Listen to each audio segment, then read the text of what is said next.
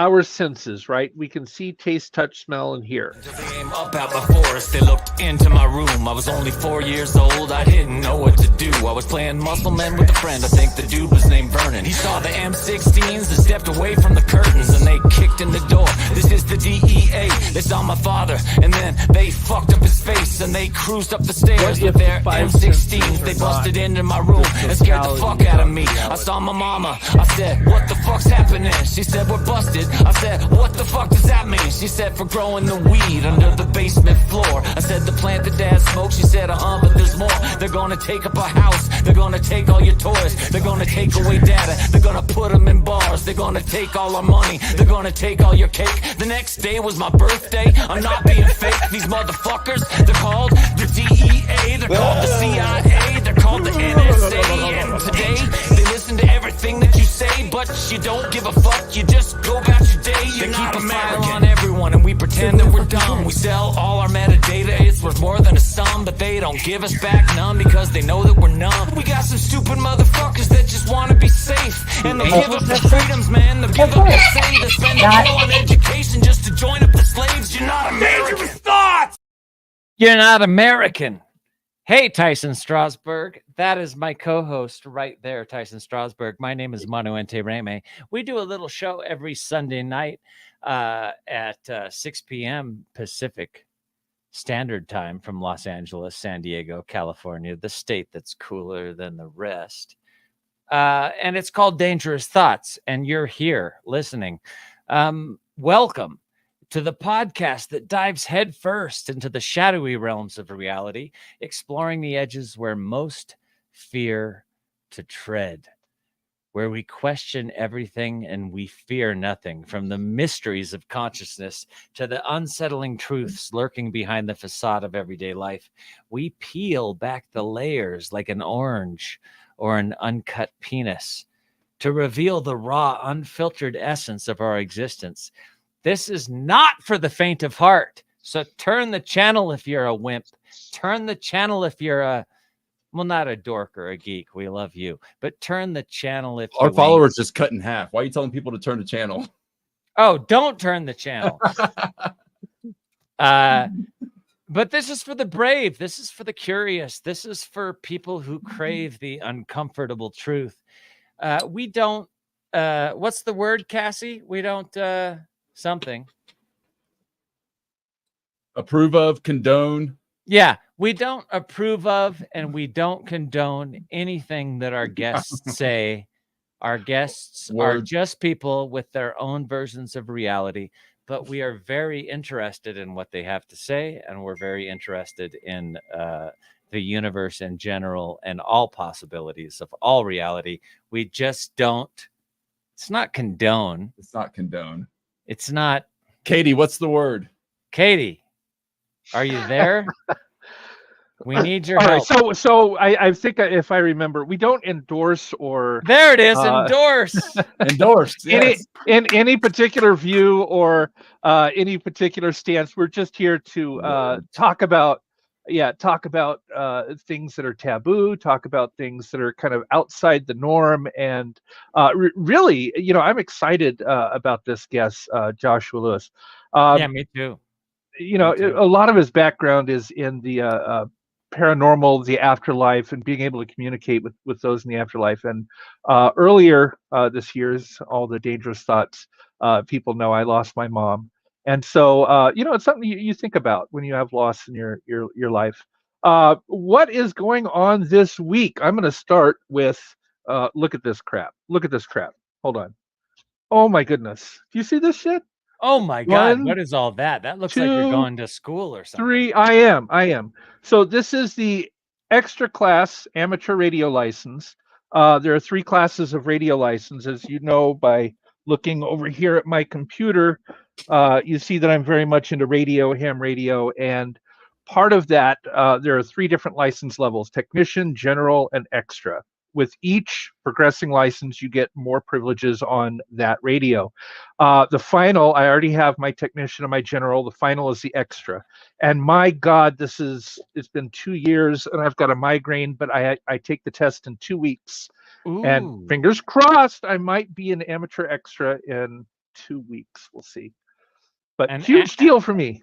yeah, huge deal for you. We knew you were a ham, but we didn't know that you were Oh, I'm a ham. Yeah. a ham radio expert. So if you pass, what do you get to call yourself again? Let's give them. It's called extra class or amateur extra.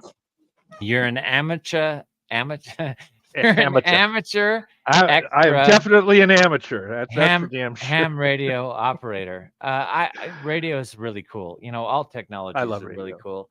I think people have completely lost sight of the magic in the universe, and this technology and everything that we use that we take for granted on a regular basis is actually all really amazing stuff. Especially I dig ham radio too. I wish I had the money to buy all the cool gadgets that you have. I also want to let our listeners know that I am butt-fast hammered. I am drunk tonight. I don't usually get this hammered. In fact, I don't usually drink at all. But this Sunday night, I decided to get blitzed just for you.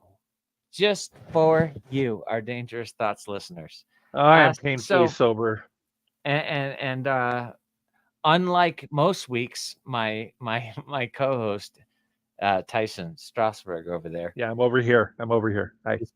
So usually he's the boot bossed, a butt faced, a boot. Oh, come on. I light beer. Coors. It's made in Colorado.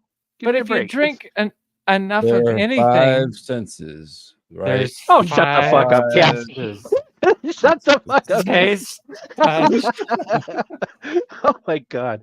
I'm never gonna live that down. No. But there are 5 senses. There you see, taste, touch, smell, and hear. But we'll get into that later. Yeah, we'll get into that later for sure. Okay, so what happened this week that's worth talking about? The Olympics started in France, in the Seine. They had the opening. Oh, you know what I heard today? Somebody that was a big time Christian pulled a bunch of their advertising because the French did something really cool in the opening ceremonies where they did like a version of the Last Supper, but there was a trans Jesus at the Last Supper. And so some really some pro-Christian advertisers pulled all their shit. I thought that was great. I think we need more anti-Christian advertising out there. I know you're a Christian. I don't mean to offend you. What I mean to say is that we need, we need more people out there that are spiritual, that aren't, that don't believe that if you don't believe in one God, you're going to go to hell. That are just agnostic, atheist, spiritual, and we need to somehow get those people into a voting block that can counteract the Christian nationalist movement. I agree with you. Look, there are 2 kinds of Christians. There's in my opinion, there, and I put them in 2 buckets. You've got the judgmental Christians, right? Those are the ones that judge everybody and say you're going to hell and give you these list of rules. And then there's the loving Christians, right? That it's really about peace and love. And look, some of my best friends are atheists, Jews, Muslims, and I love them. I wouldn't dare say you're going to hell. You do you, I do me, and let's love each other. That's the kind of Christian that I am, and that's the kind of Christian that I hope that I portray on this show and for sure in you my do. life. Christ-like Christians, people that actually not, believe in the teachings of Jesus Christ. Right, and not the hateful and let me pick apart your life and tell you everything you did wrong and why you're going to hell. Those are the kind of Christians that just organized religion is another thing. It's one thing to have your own communion with God as opposed to believing in an organized religion that's about power and about control. That to me is not what Christianity is about. But how cool with the French people giving a trans Jesus moment to their opening ceremonies. I love the French. You got to love the French. I've got a lot of trans friends, and I'll tell you, I really believe that Jesus cares more about what's in your chest than what's between your legs, right? No doubt, he does. If he even exists, but no doubt. And it's about your heart. It's not about your dick or your vagina. What else happened this week? Well, we got to hey, trans pretty early in the show, so I think we're killing it. we're done. Yeah, we're done. Done. Diggity damn bang. We're out of here. Let's bring on Josh. Joe, not Josh. Fuck. Yeah, it is Josh. All right, but wait a second. I had a thought there for a sec. You're gonna have to control me this show. I have let if the it was a audience know dangerous thought, you're on the right track. that I am boot fast. Trying to find it might be dangerous. Butt faced. Damn it! I lost my train of thought. That sucks so bad. That's gonna happen all show long. No, I want to bring on Joshua Lewis, but I want to talk about a couple more things. Kamala Harris this week, right? I mean, that's we got a new person running for office, or was that last week? That was last week. It happened, I think, Saturday. So on our last Sunday show, I think we talked about that. But hey, it's worth mentioning Kamala Harris. It is. Kamala Harris, and I'm really hoping Pete Buttigieg. I mean, she's looking for a VP, right? And there are a lot of good VPs out there. Mark Kelly, Buttigieg. Yeah, Buttigieg. Buttigieg was. Think of the booty guy, the gay booty guy. He was just on Fox News, and he was asked about Biden and why if he'd gotten older or lost his train of thought and why that was kind of kept secret. Boy, Buttigieg on Fox News, mind you, just knocked it out of the park. Was beautiful, was eloquent. He is brilliant. I don't know if you've ever seen him debate or speak, or he's one of the few Democrats that'll go on to Fox because he won't get steamrolled. Yo, Jay Ruiz, what's up, motherfucker? I love him. No, Buttigieg is the shit. I would love for her to pick him and go all out for diversity and for empathy. Or for her to pick love. her, okay. For her to pick her, yeah, let's do it. Let's get diversity and love, and let's get a woman. Let's get the patriarchy out of office. Let's do it. I actually, as soon as I heard that Biden was pulling out, I got this huge swell of hope inside my body, inside my. What the fuck, Cassie? What are you laughing at? You, man. Oh, I saw some of Cassie's posts, and he's not with us on this, which is fine. But I did. I had no faith that Biden was going to beat Trump, and I know that Trump is super dangerous for this country. Biden did something cool, though, right? He recognized that, you know what? There's so much out there, negativity about my age and about what's going on with me, that his own ego could have kept him in the race, right? I'm the fucking president, and I'm going to stay the fucking. I'm going to keep going. Screw what everybody else says. He didn't. He said, you know what? No. What's better for the country? What's better for everybody is if I just drop out. And he did the magnanimous thing. Can you imagine Trump doing that? Saying, you know what? I'm going to put the country before myself, and I'm going to go ahead and drop out. Can you imagine Trump doing that? Way, not a chance. Right. I mean, he is. I whatever you might think of Biden, that was a pretty great move. But yeah, and I was pretty sure that Biden was going to get beat, and the MAGA ignorance was going to take over, just like it did in Japan when 8chan and 4chan started all of this shit.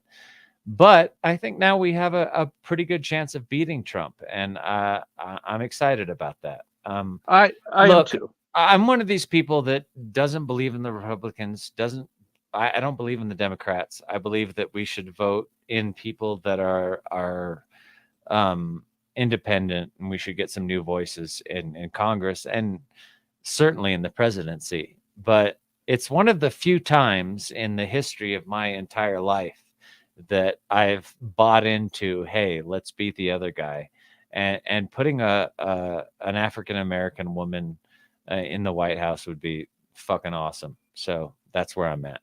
All right. Anything else you want to chat about, Tyson Strasberg? No, I think you're exactly right. And is she the best person in the world? No. To be president? Probably not. But is she better than Trump? Yes. All right. Let's bring on our guest. Oh, by the way, we have Dangerous Thoughts mugs. There's a great thing. We have this show. Yeah. We've done 54 episodes, and we're called Dangerous Thoughts, and we want to make this show better. We want to make it greater. We want to go on road trips and go do better content, bigger content. So you can actually support the show now. If you go to dangerousthoughts.show, you can donate. You can also buy one of these wonderful coffee mugs.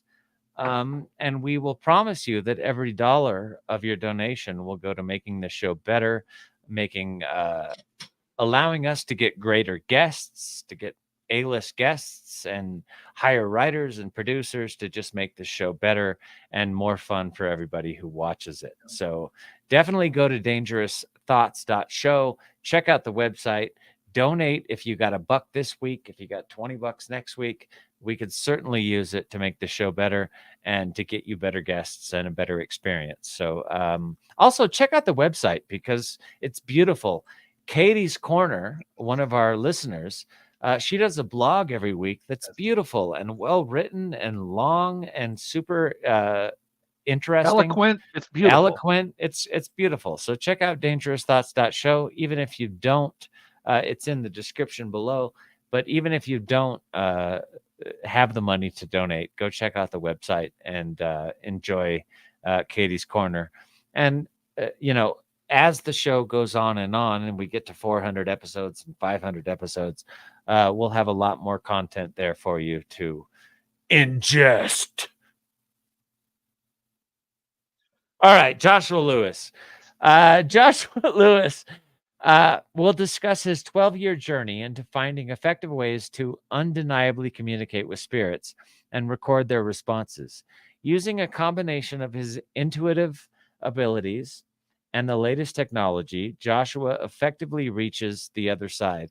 The episode will cover a spirit communication, instrumental transcommunication, which is this cool technology that he'll tell us more about that helps him and to contact spirits on the other side, and spiritual development. I've got this really long bio that I should read, but basically I'm going to wrap it up in a nutshell because I'm boot faucet. Joshua Lewis had a troubled past. He struggled. He found a purpose. He found his spiritual path, and he came to understand that he had a connection with spirits on the other side. Not only that, but he came up with a technology with friends of his and people he knows that helped him to actually reach out to the other side through a technical way that we'll hear more about when we talk to him. If you go all the way back to what's the guy that invented the light bulb? What was his name? Edison. Edison thought that way back then, Edison thought that he could create a technology that could record spirits and contact the other side. So hopefully by now, with this ITC research that Joshua has been doing, he's actually doing it. He's also studied at various institutes, as well as various PhDs in the field. He has presented at conferences as well as live events where he has spoken at length about the importance of what he's doing. In addition, his work and research on the afterlife, Josh is a devoted father as well as a filmmaker, and I'd love to ask him about his films too. The thing that I missed in here was he wrote a book, and we'll promote his book when he gets on and can talk to us. I'm sorry, Joshua. It's been a rough week. You know what happened, Josh? I'll tell you. I will fucking tell you. Put on your seatbelt. All right, this is a very short story, but a good friend of mine that I thought was a good friend of mine called me and said, "My movie's going to die, Manu. My movie's going to die." And I was like, "Well, how can I help?" And he was like, "Well, Manu, we lost one of our biggest actors, and that actor got us the MG, which is called a minimum guarantee from a loan company for $2.2 million. And if we don't replace that actor, we won't get to make our movie." And so a particular actor came about that I knew, and I knew a good friend of his, which is a writer that made a movie with him. And I called the writer and I said, "Hey, contact your buddy, tell him that I said it's a great script. He should look at it. And not only if he says yes, not only do they get the 2 million to make it, but they'll also get a good job for Manu in the movie to play the bad guy. And I got all that done for them, and they got their money, and they got their actor, and then they told me to go fuck myself, and that bummed me out. Harsh. Yeah, that's the acting. The acting world is. I don't know how you do it. I mean, it's so hard to make a living. And earlier in the show we talked about politics, but the politics in Hollywood. Oh my Oh my God. God. Yeah. I should have known better. I'm old. I should have gotten a contract before I made those phone calls. But whatever. I still wish them the best. I hope their movie does great. Let's bring on Joshua and let's talk about contacting the other side. Hi, Joshua. Thanks for joining the program. Hey, Manu. Hey, Tyson. Hey, man. How you How are doing? you? Good. Good. So what's the book that you've written recently? That's Finding Hope in the Afterlife. Finding Hope in the Afterlife. You can find it on Amazon. It's available on Amazon. Very Okay. well received. Thankfully, I'm grateful. Yeah, no doubt. Being humble is always the best way to be. When did you publish the book? In 2021. Cool. And it's, Finding Hope in the Afterlife. So tell me a little bit about your past and when you discovered that you could personally contact the other side. Well, as you read in my bio, I came from a crazy past. I've had a pretty crazy life. I was addicted to drugs and alcohol early on. I've been 19 years sober now, but it's been a wild ride. From the age of 12 to 24. So for 12 years, I was a wild guy. Picked up a lot of charges. I ended up getting sent to prison for attempted murder. I shot a drug dealer 6 times, and had to go away for a while. I had to get some time out by the state. Fucking wow! Remind me not to piss you off. Let me just start there. No. Hey, this is much more common than you think. Yeah, yeah. And especially with the kids these days that are dealing with less opportunity and heavier drugs, etc. I barely escaped that fate myself. So, will you tell us where you did prison time? In Florida. I'm in Florida. I'm in South Florida. I did a lot of. They moved me around within 3 years a lot. So I was doing time in the Everglades and the Panhandle and all kinds of places. There's no air conditioning in prison in Florida, so it's a hot, sticky, nasty place, man. But it's good because that really smacked me around in a way that made sure I would never want to go back there. So it definitely did its job. Let me stop you there for a quick second. One, I'm all about people, and I've really been inspired by people that have had negative backgrounds and then turn their life around, and then they use that negative to share with other people and prevent them from going down that path. And I think it's one of the most honorable things you can do. And so, number one, thank you so much for that. But I'm also very much into civil rights, and I mean that disturbs me when prisoners don't have basic necessities. If it's over a certain temperature, air conditioning, I mean, that's not fair to deprive. And I know that Arizona asshole sheriff used to do that, put camps in Arizona where it gets well over 100 degrees, no air conditioning. And there are people with health conditions. I mean, what if you're in prison and you have a health condition and you die because of... They don't care. Oh. No, I mean, that's the thing. When you're in there, you're really on your own. I mean, and you kind of have to, I don't want to say I'm tough because I'm not. I'm a baby in a sense. You're lucky and you're humble and. But I mean, I was blessed that I was around the worst of the worst because it wasn't a white collar crime. So I was doing time in with other, killers and rapists, murderers, all those good things. But anyway, it was a wild ride. I got out. I had nothing. I had no place to live, no job, no nothing. What I did have was 2.5 years of sobriety at that time that I didn't want to throw away. So I started, going to meetings and working on the 12 steps and those kinds of things, and working on a connection with a higher power, which was a big deal. I did get involved in a couple of businesses that were controversial, and I ended up making millions and millions of dollars. It was a wonderful experience. I never broke the law of any kind, but it was a wild ride, man. I made a lot of money.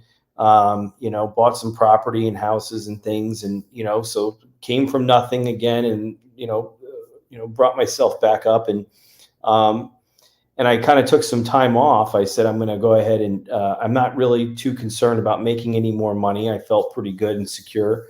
So I started looking at more of the intuitive stuff, the afterlife research. I was interested about it. I had seen shows on TV and Zach Bagans and Ghost Adventures and other things, and I didn't know what to believe. So I said, I want to really understand what is really the deal with this stuff. I want to know. So I started buying basic voice recorders and little spirit boxes and things, and going out to cemeteries, and and I started asking basic questions, and lo and behold, I started capturing responses that were answering me directly and saying my name and things like that. So now I knew, okay, there's something here. I don't know what the heck the deal is with all of it, but there's something going on there. So that's kind of what segued me into what I do now.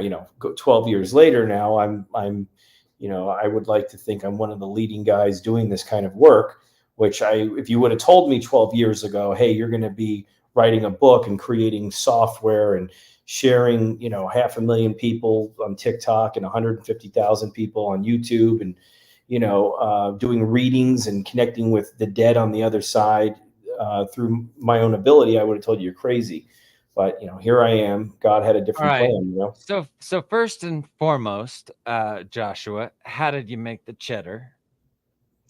I started, so I was one of the only guys. I found a product. I opened a hookah bar in downtown West Palm, and I was, I didn't want to sell alcohol because I didn't drink alcohol. I just wanted a place to hang out with my friends. I had a debt relief company that I was doing very well at. I opened this little hookah bar, and it was starting to kind of suffer after about 6 months of opening it. And I knew I needed to find a catch, a hook. So I started doing research, and I found that there was a product in Europe known as spice. Okay. Oh, yeah. Spice is it's called, herbal incense, they called it. And no one had it in the country. And Right. it's a synthetic version of marijuana. Yeah. Oh, It's like a synthetic THC, and you can get a similar type of high off of it. And because it's not classified as a drug, it's perfectly legal. Cassie, have you tried the spice? Are you telling me that? I tried it once in 2009. I was in the military, and we can't smoke weed in the military. And I tried it So once. It made me sick. You probably tried my product. I mean, that was when that's when the height of it. I started it in 2009, and no one had it anywhere in the country. And I created a product called Black Magic. And so I've heard of that. I've heard of that. Yeah. Yeah, me too. It probably was that. Yeah. So it was I started selling it at the hookah bar, and it just blew up. And then I said, well, I should probably do more with this. So I got a big warehouse, hired all my friends. And, we were manufacturing, hundreds, thousands of pounds of it and selling it, wholesaling it to head shops all over the country. So I was doing $2-3 million a month in business at times. I mean, it was just insane. Now, Spice did hit the news. It was on the news. Yeah, no doubt. A couple of years ago, I remember. It got hit hard. Well, Manu, I heard that you mentioned my film stuff, and I saw that you were on Star Trek. I don't know when that was, but my love was always film. I always wanted to do something with film, and so I ended up going to LA, writing a script with a well-known writer, and this was after I got out. So I got out. I was in the business for about 2.5, 3 years, and we got funding. We ended up, hiring. I got Michael Rispoli to be in the film. I got a bunch of other, good names, and I was able to, co-direct and produce, write and produce a feature film called Not for Human Consumption. So that was the hook. The Not for Human Consumption was the line that kept the product legal, because it wasn't a controlled substance, Tyson, as you said. But as long as you sold it for not for human consumption, so that's the name of the film, and so the film got a limited theatrical release. It won some awards at the indie film fests and other places, and was fully distributed. And so that was a big deal. So I got out of that business with making millions, and I went into doing some film, and that was really exciting. So, in addition to working on my intuitive ability, and so now I've been able to, co-write, direct, produce, 2 feature films, a bunch of other projects. A couple of feature films, not for human consumption. But Not for Human Consumption is one. Devil's Tree, Rooted Evil is another horror film that I wrote. So that's out there. And but yeah, I'm producing another film in October, another horror genre. Hey, So we that's got to hook awesome. you up with our friend Joe Castro. If you're doing a horror film, you got to have Joe Castro. You need one of my I'll best take makeup artists. I'll take whatever hookup you can give me. Yeah, if you're doing anything slasher, blood and guts, or anything creative in any way, shape, or form in the horror genre, he's one of my favorite makeup artists. So anyway, so what led you first and foremost, what led you to this clairvoyance to the other side? Was it during your prison sentence? Was it afterwards? No. Was it? Yeah, no. I mean, my contact with my higher power, non-religious, just a contact with a higher power, God, that I chose to call that was important to me. And then when I started going out and researching as a citizen scientist, pretty much just going out and doing my own research with the equipment, that's when I started, hearing these things come through. And I asked for this friend of mine who was a medium. I didn't have any real experience with mediums, but I asked this woman to come out with us, and she was blowing me away with. We weren't telling her anything. We would keep it hush, and she would give us some really amazing information. And about a couple months working with her, she said, "I'm getting a message." She said, "I'm getting a message from above, from spirit, that you are going to start getting messages." And I say, "Come on." And I said, "No, that's crazy." I said, I was with you up until you said that, is really kind of how I treated it. And about a month after that, I started picking up things on my own, and one night I felt really different, and sure enough, it kind of clicked. And so I started working. I said, I got to see if this is real, because I am getting stuff I can't deny. But so I found this woman named Deborah Katz, who is a PhD, and she has the International School of Clairvoyance. So I signed up for one-on-one classes with her. And the way that she kind of started me out, on the first class with her, she said, "Josh, I'm going to just try something with you. I'm going to kind of throw you right into the fire here with this thing and see what's going on." And I said, "Sure." And she said, "I'm going to give you a name, and I'm not going to tell you a last name. I'm not going to tell you if they're dead or alive. I'm not going to do anything. I'm just going to say the name, and for 30 minutes, I want you to cold read that name." And that was a bit nerve-wracking, but she said, "Manny." She goes, "The name Manny." It's all she says, and then she shuts up. And for 30 minutes, I have to close my eyes, and I have to look in my mind's eye and see what it is that I'm getting. And I said, I see this young kid, young guy in his teens. I said, I see him. He looks like he's of mixed background. Like he's not white, but he's mixed. I said, I see him riding a four-wheeler in the desert. I see him playing a guitar. I see a sombrero. And all of this stuff seemed very random. I didn't, and so it was very strange what I was getting. And so after 30 minutes of giving her all this random crap that I didn't know if any of it made any sense, because she wasn't telling me anything, she goes, "All right, stop." And she goes, "I'm going to tell you." She goes, "Manny's my son," she says. And she says, he's part white, part Filipino. He's in his teens. We live in the desert. He rides his four-wheeler. He plays his guitar on the bed. He's got a sombrero hanging on the wall. And I said, I saw him smoking cigarettes and sometimes smoking a joint. And she goes, I don't know if he's smoking weed yet, but he's a good kid, so I'm not going to bother him, And I said, oh God, I hope I didn't just, put him on blast, But everything I said was right. And that was a really pivotal moment for me, because everything that I just told her felt like random thoughts. That's all it was. It felt like random thoughts, and it did not feel like it was right or, whatever. But she was able to confirm that, yes, it was all right. So that is, and of course now, skip to now, I mean, 3,000 readings later, I've connected, many, many people with their loved ones doing that same thing, doing that, giving me a name. Don't tell me crap. I don't want to hear about it. Shut your mouth for 10, 15 minutes. Let me just give you what I'm getting. And then I, get these messages, get the visions, get the thoughts, So I Now, found Manny was still alive, right? I mean, he right. hadn't So I passed. can do that with people that are alive or dead. So that was more of a psychic. Wow. That was more of a psychic reading. Right. Mediumship reading is when you're connecting with someone who's on the other side, deceased, and then they're able to speak to you. So I found that I was clairvoyant, that I could see. I was clairaudient, I could hear. I was clairsentient, I could feel. Claircognizant, where I would just know, just pops into your head and and those are the clairs that I have.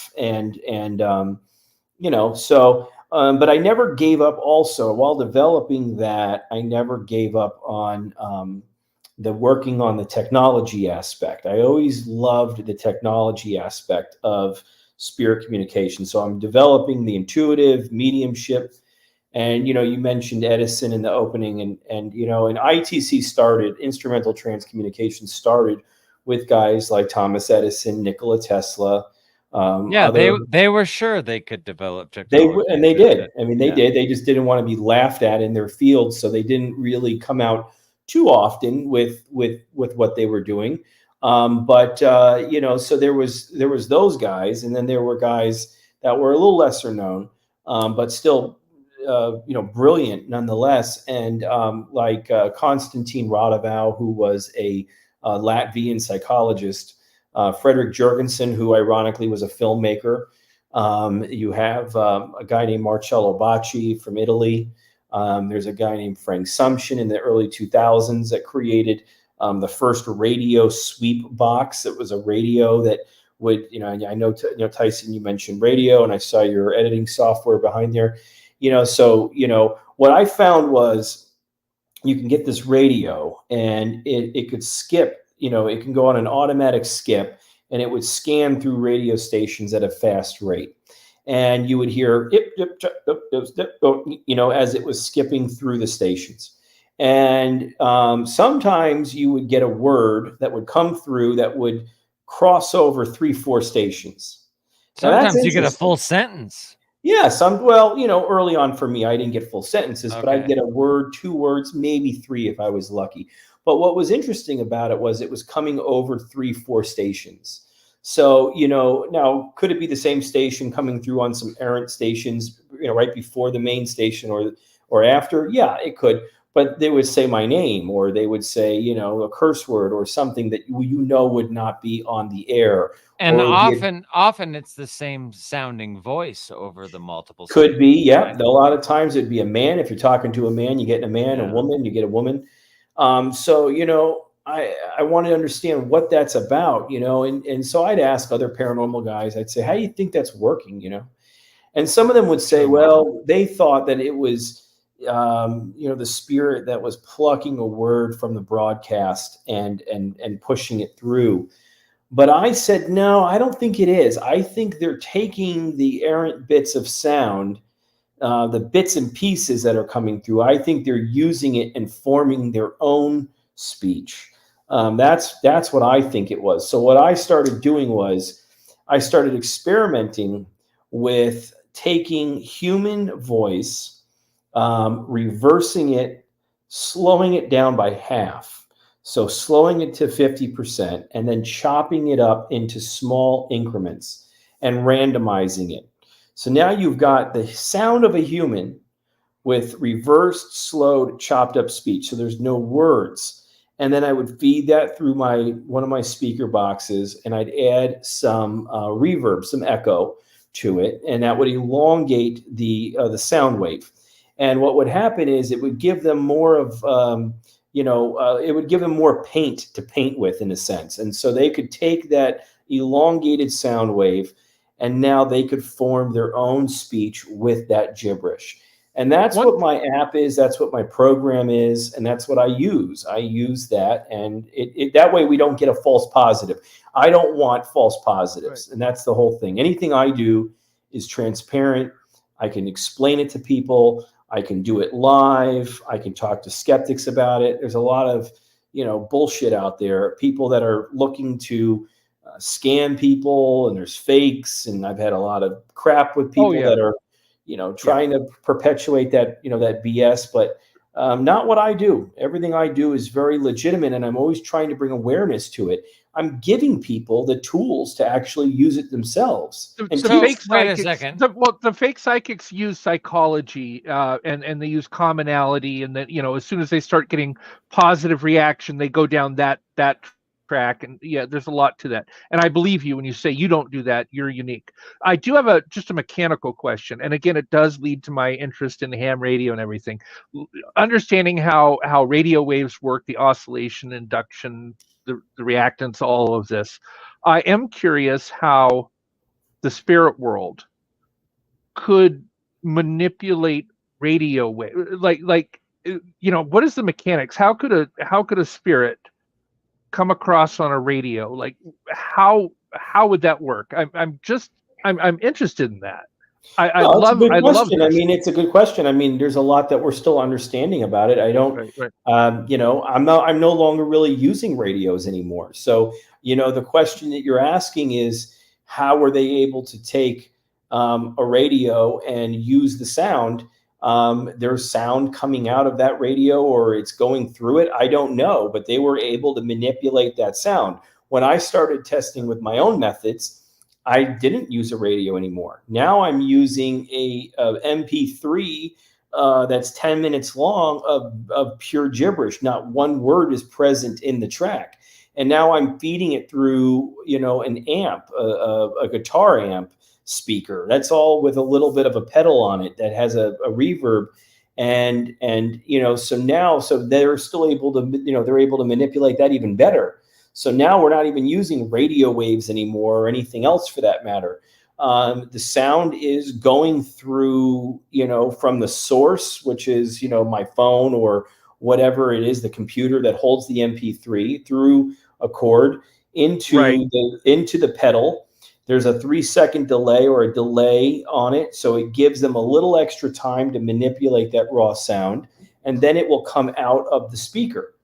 And so, now, that's yes. There's a chain of command, in a sense, of how all that's working, and they're affecting it. They're manipulating it somewhere in the chain, and it's probably right before it comes out of the speaker is right. And where that's something. Right. And that's something that I was curious about, because sound, the human ear can pick out kind of the middle of the sound range, but there's ultra low frequency, ultra high frequency in sound wave. I'm not talking about the electromagnetic radio waves, but in sound waves, ultra low, whales can make some ultra low sounds that we couldn't hear.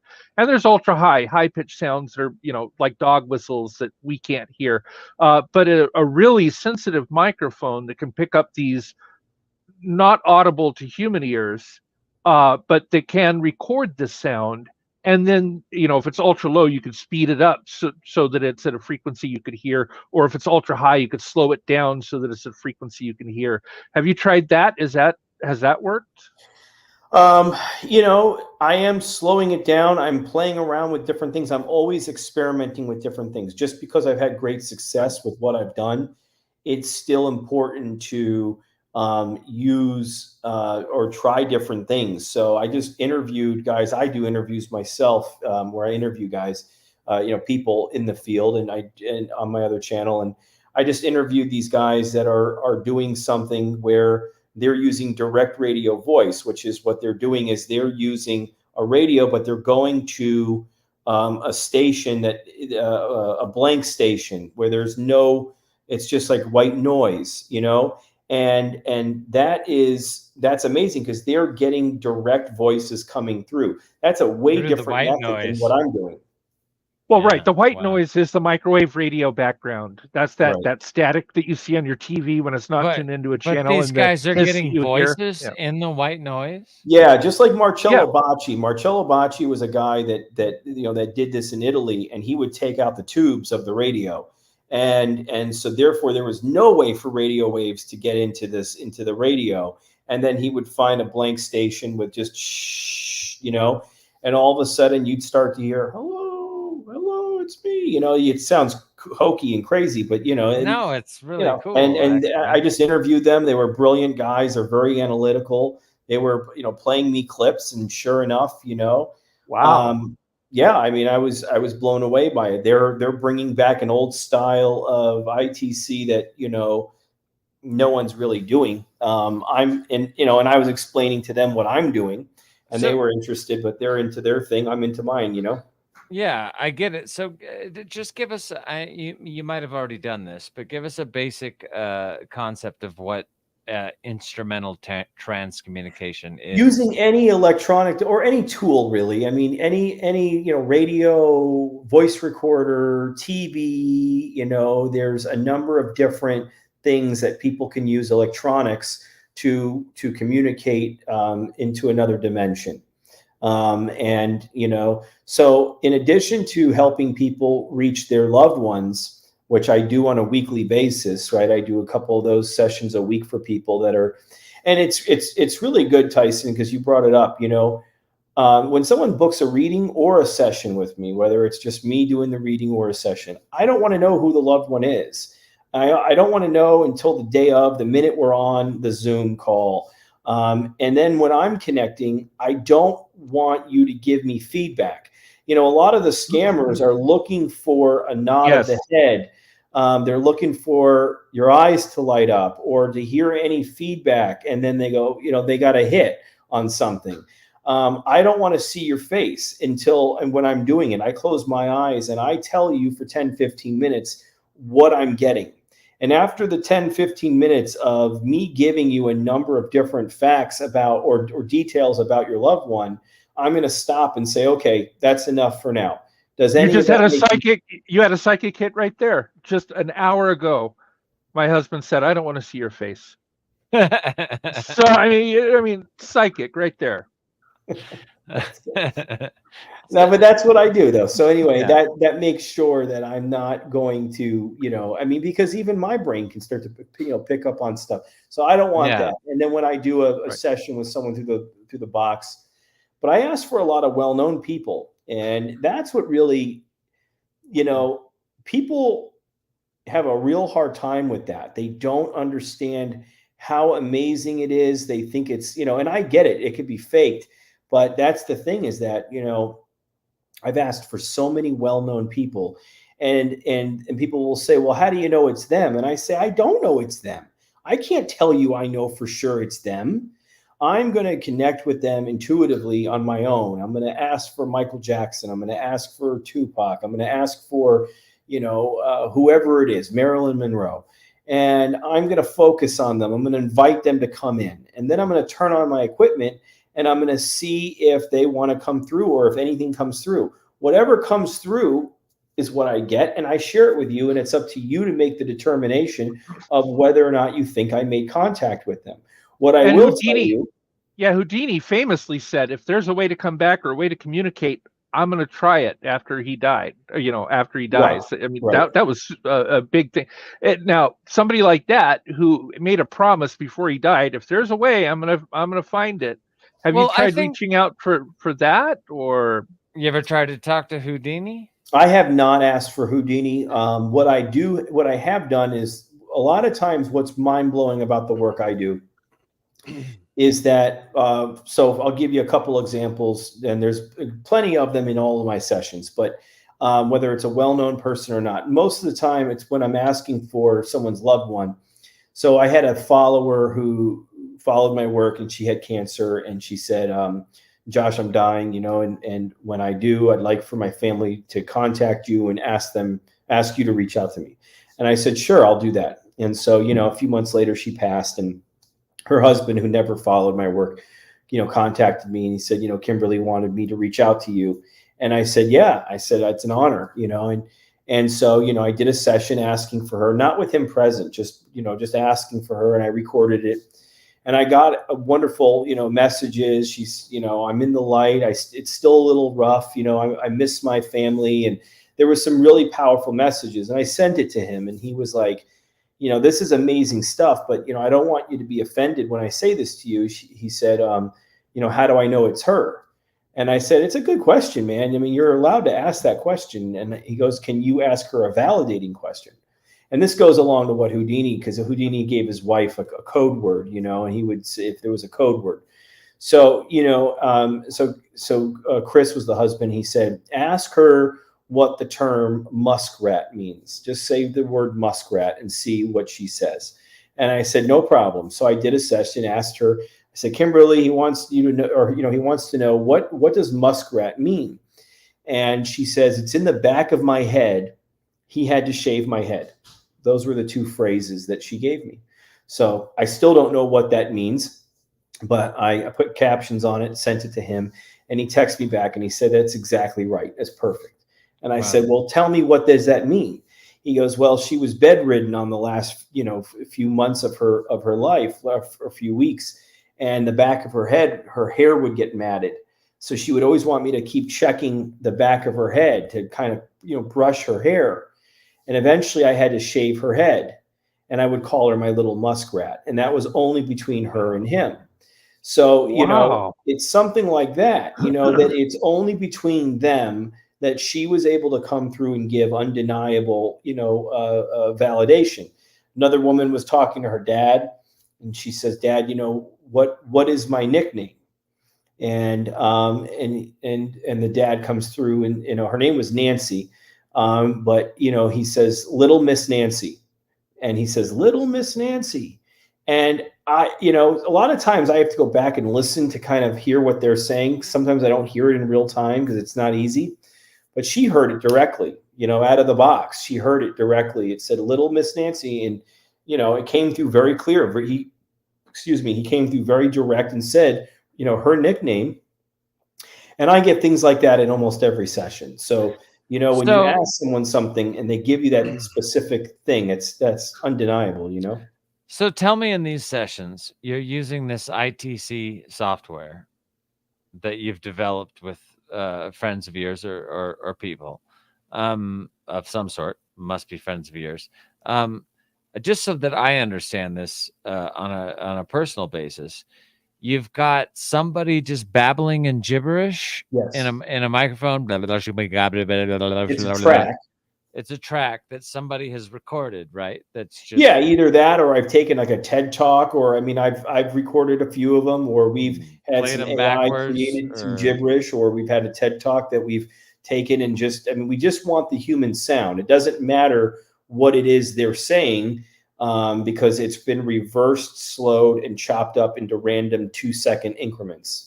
Oh, wow. Okay. And so then you listen to those reverse chopped up 2-second increments, and you see if you hear a message in there. So what happens is you pick a sound bank that would fit the person you're trying to reach. So if I'm trying to reach an older lady, I'm going to pick an older lady, sound bank. If I'm trying to reach a grandfather, I'm picking an older man.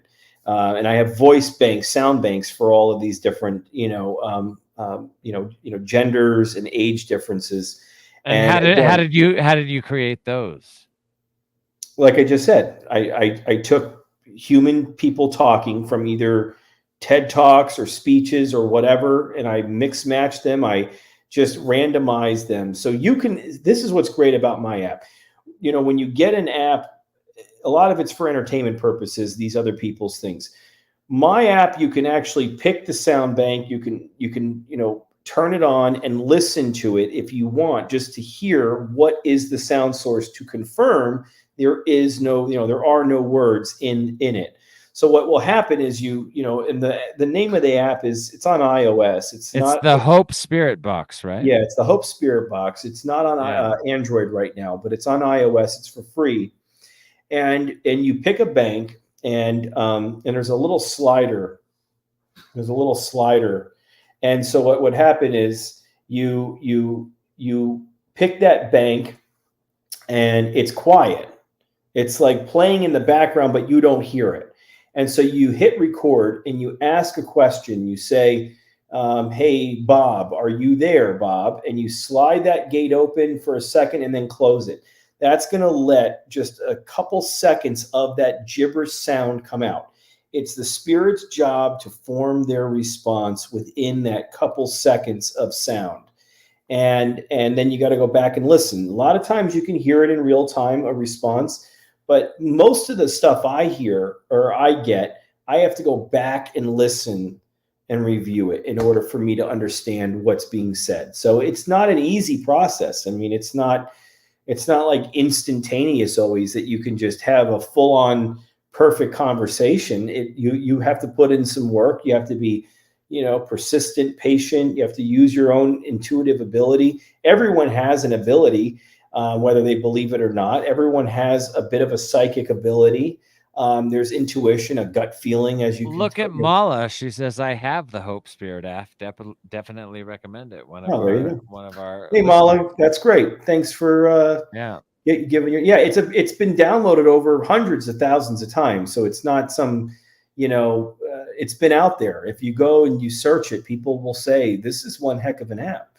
And I believe it was spirit, inspired, because I don't think me and my buddy Dennis are that smart, So I think that it definitely helped. How often have you, go ahead. Sorry. How often have you used it yourself? I use it all the time. You do. I use it all the time. I wanted it for me. And of course, it's not like one of those, I created it to sell. I created it for free, and then now we're going to come out with a paid version of it, which is a more souped up version of it.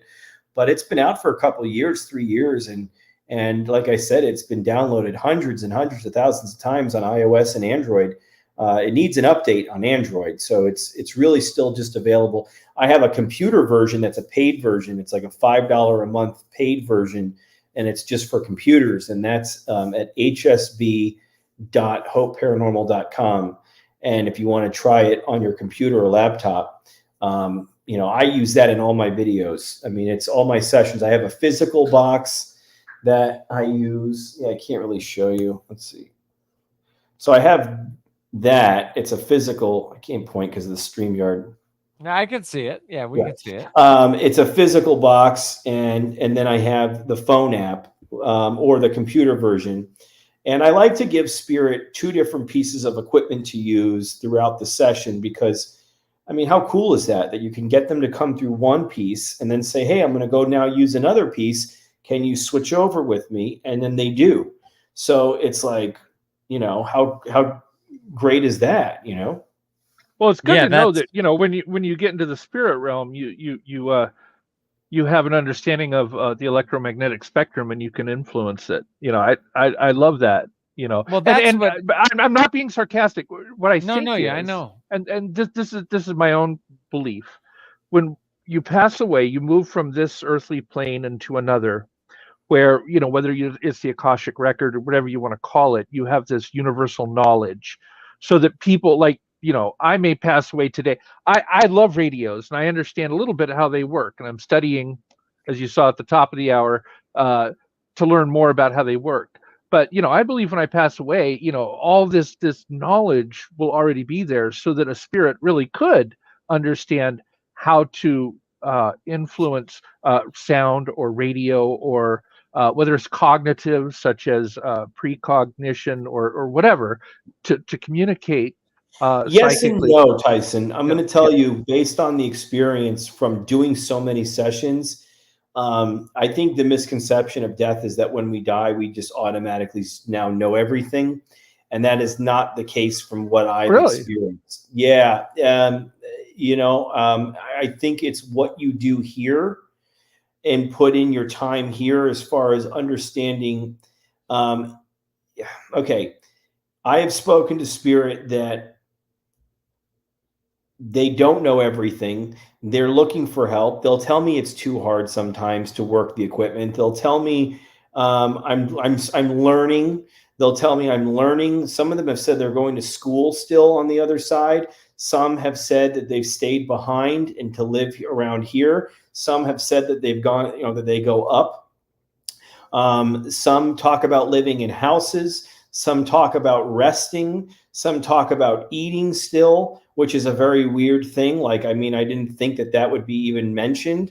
So there's a number. Hey, eating is good shit. I And love eating. if we live in a 24-dimensional multi-reality, maybe grinding on some chicken wings is in one of those other dimensions. I agree. Too. I hear you, man. So I mean, I just didn't expect to hear it. You know what I mean? I thought they were just going to be, floating around all the time. I wonder if it's ambrosia, but I might be getting too deep. Ambrosia. That's just nasty. All right. Well, so wait a second. Anyway. So you were on this subject already, but what do you think happens when we die based on your research?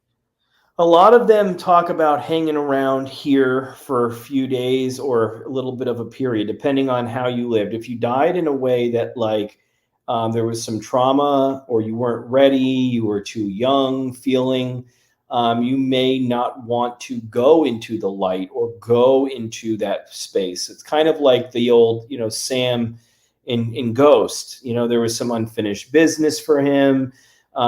He got to kind of stay around. He learned how to manipulate energy, which I did ask for Patrick Swayze, and I had an amazing session when I asked for him. It was pretty amazing. Man. So, it's pretty cool. There's some pretty cool stuff that came through, but so it depends. Now, if you spent your life being good, trying to improve yourself, nothing to do with religion, but trying to work on a connection with a higher power, a conscious contact with your higher power, it seems like you have a quicker or cleaner shot into the light, and then you can come back and visit and whatever you want. But some people, it looks like they don't want to. They want to hang around their wife or their family, or they don't want to go anywhere. Some people do that, and they're not ready to let go of the attachment. They're not ready to let go. And then some people do, and they talk about they've seen a castle. They're around God. They're with him, Christ, or they've mentioned Christ a lot. Well, Christ is mentioned quite a bit. Wow. That they mention that they're in the light, they're in love. Their love and light are talked about so much in my sessions. It's really remarkable. And that they come back down and visit their family, or they're just a thought away. One woman asked her son who passed, how do you know when I'm thinking of you or talking to you? And he says, I see it. He goes, I see it. Okay, so wait a second. I'm sorry, Tyson, but I have to get this out. I have to get this out. Hold that thought. So if someone wants to do a personal session with you, Joshua, how do they do it? Yeah. HopeParanormal.com/booking or HopeParanormal.com/booking. Yeah. They can contact you and get an actual. Yeah, you can get a reading from me, or you can get a box session. Some people don't have a ton of money, and I get it. So I try to make as many of. I have a Patreon where I do monthly sessions for like a group session for people. So I might have 10 or 15 people, 20 people that will come on, and I'll give each person 5 minutes, 10 minutes to ask for their loved one, and to come through for like 25 or 50 bucks. I give them an opportunity. And some people say, Josh, I've got no money at all. How can I do this?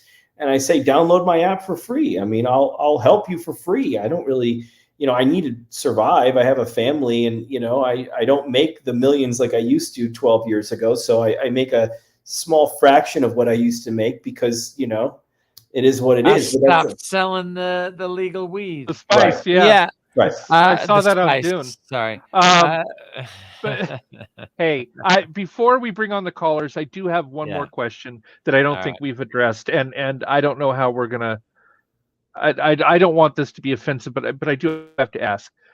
When people pass, there are also the Hannibal Lecters, the Hitlers, the bad people. Sociopath, What psychopath. Yeah. what happens to them? happens with them? It's a great question, and I don't know why you thought that would be offensive in any way. No, I you're think not he thinks offended. you're a fucking psychopath, Joshua. I think No, he I does. don't- I don't think that. I do not think that. I'm asking because this He's is all like, about he light went and to hope and prison for goodness. 6 years. He must be killing motherfuckers. No. And so I what just, bad people die too. They do. I just asked. So I did a session where Yeah. I asked for Nicole Brown and I asked for OJ. I did two separate wow. sessions. And again, an argument can be made. Josh, you did not reach Nicole Brown or OJ Simpson. Okay. That could be made. They did not hand me their driver's license through the spirit boxes. So I do not know for sure if it is them, but I asked for them. I intuitively connected. When I asked for Nicole Brown, I heard positivity. I heard positive messages from her. I asked, did he do this? And she said, yes, he did do this. Okay. So she confirmed it from the other side, but said she was in the light. She was visiting her children. She mentioned her children's name without me even saying any names. Really cool stuff. But now I go and ask for OJ. He says, I'm falling. I'm in darkness. I'm scared. He says, I'm scared. Now, I've asked Spirit, does hell exist? And they say no. But they tell me that if someone lived horribly, killed Dahmers and Mansons and all these people, Hitlers and so forth. Hitlers and all them, they're not going to be in some eternal hell. They will be in darkness for a good period until they're ready to face the music. When they want to face the karma, what I would do if I was God. I would give that psychopathic soul plenty of time to think about what they did. Eternity is patient. Eternity is patient. Yeah, and so there is no time that, they're going to be sentenced to this and that. It would be weird if you did something, within a 70-year, 80-year period. Now you're going to spend eternity because of that millisecond of time of that 70, 80 years, which is really a nanosecond compared to eternity, right? But the thing is that we have karma. We do things, we accumulate karma. That is very real, the karma system. Jesus even said in the Bible, you live by the sword, you die by the sword. He wasn't saying that if you kill someone with a sword in this life, you're going to get killed in this life by a sword. He's saying that energy follows you. And so at some point, you are going to have to face that energy. Now, when OJ's ready, or whoever it is, I'm not going to use him, but anyone, when that person can go and hide in darkness for a while until they're ready to face the light of truth. And when they face that light, they're going to experience the pain that they caused. Now, once they've experienced that pain that they've caused through a life review, they're going to experience something similar. They will have a chance to move past that and to be able to now progress onto their journey. So, that is what I've come to understand. Now, when I've asked multiple souls, about hell, and they said no, they did say, but there is a wolf. And they used that term multiple times now. I've had spirits say there is a wolf. Interesting. So there is some kind of recompense there is, and the possibility of redemption after the fact. Absolutely. Right? There absolutely is. But almost all religions on this planet speak of. Well, no, most religions say you need to come to redemption before you die. Otherwise you go to hell. That's what religion says. But also what you're saying is redemption is possible after you die. It is. But there's also this thing too, that people think that they can live the way they want for the 70, 80, 90 years, and then on their deathbed accept Jesus. I'm sorry. And now they're saved, and it's like that's not the case either. That only works with Constantine. Right. Sorry. I love that movie. Such a great movie. But no, you can get grace from God, but you still do need to face whatever music that whatever, right. So you can't just say, hey, I'm a born again Christian and I'm saved and now I'm fine. You still have to, you still have to deal Take with a long with look at the way you lived in this yeah, you have particular to. It's part of reality. your journey. I mean, I say this to people that, the reason I love sharing the work on the channel is I do say, listen, if I can help you understand, don't wait until the other side. Do your work on you now. Work on yourself now. Work on becoming a better person. I say to myself, sinner or saint, I am God's child. And that's important to know that. But I have to keep trying to work on being a better person. I had one spirit the other day. One woman asked her husband on the other side, she says, she goes, Dan, can you tell me what my purpose is here? And he says, through the box, he says, you might not remember it, but we're all here for service. Oh, And beautiful. that was really a powerful statement. You know what I mean? Like, we're all here to perform service. I wonder if is the opposite true though. So let's say you're Mother Teresa, right? Where you spent your whole life sacrificing and loving and doing the right thing, right? Are there rewards when you pass? Like, Yeah, opposite of having contrition, for a bad soul having to come to redemption, you did good your whole life. you're Is there empowered with the light of God. You are empowered. yeah. You're on a higher level. You are. I mean, the greatest reward is to be next to your source, to be one with your source in some way. Wouldn't it That's be cool the to kick reward. it with the creator and actually be there with Yeah, to kick it with the him, her, creator. I it? mean, that's Yeah. really, I mean, we don't know that. We think we need a car, we need expensive we need money, we need a house, we need status, I need jewelry, I need looks, I need status, power, all of that shit. I need the love Shit of a is good the woman. right word. And all of that is really nice to have. But really, what we don't understand is that we're really just seeking the love of God, and we don't really realize that. We don't know. That's why so many people, get what they want, and it's still not enough. They get, I've They've listened to been Howard chasing Stern. the I wrong listened to thing. Howard and Arnold Schwarzenegger. They heard them talking not too long ago, and Howard's like, he's like, Arnold, aren't you afraid of dying? And he's, I'm so afraid of dying. I don't want to leave this place. And he has all this stuff. Pretty And good. he's like, he doesn't. No wonder. Of course, you don't want to leave this place. You got all your shit, and you're rich, and you're, but you can't take it with you. Yeah. You can't take it with you to the other side. So, I rather make spiritual deposits into the bank than I mean, I do need money to live. I have 3 daughters. I have a family, so I have, I have to still survive here in this dense dimension here. But, In this yin and yang universe that we yeah, are man. all occupying these avatars called Manu, Joshua, and Tyson and Cassie. Correct. But They yeah, are. our souls are learning something while we're here. No doubt that I agree with you there. And that's really good, because I know we said at the beginning of the hour we don't endorse a lot of things, but I find a lot of light and a lot of truth in some of what you're saying, and Yeah. I appreciate that. I really do, because we get a lot of people on here that just spew hokum. No insult to our past guests, but No. there are some that I'm like, I don't really know. But you strike me as somebody who I feel like, yeah, you do No, have a I connection. I That's actually pretty cool. dig. I wish we had more time to talk about the tech and how you came about it and who you worked with, and we don't have quite enough time for that. But we do have some listeners that want to ask you some Yes. questions, Sure. Let's do that. and hopefully we can have you on again hit my sometime vape down if you the don't road. mind. Yeah. Oh no, do it to it. Let's bring on Mala. Hey Mala, how are you, lady? Hey, Mala. Hello, I'm not on mute today. Isn't that wonderful? How are you guys? Good. Hey.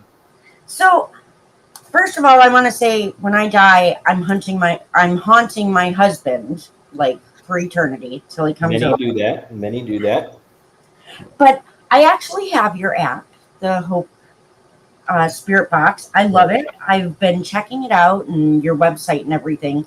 One of the things I love about doing the descriptions for the show is I get to do a little research on everyone. Oh, cool. So I got to check out all your links, and I'm like a little obsessed with the Hope website at the moment.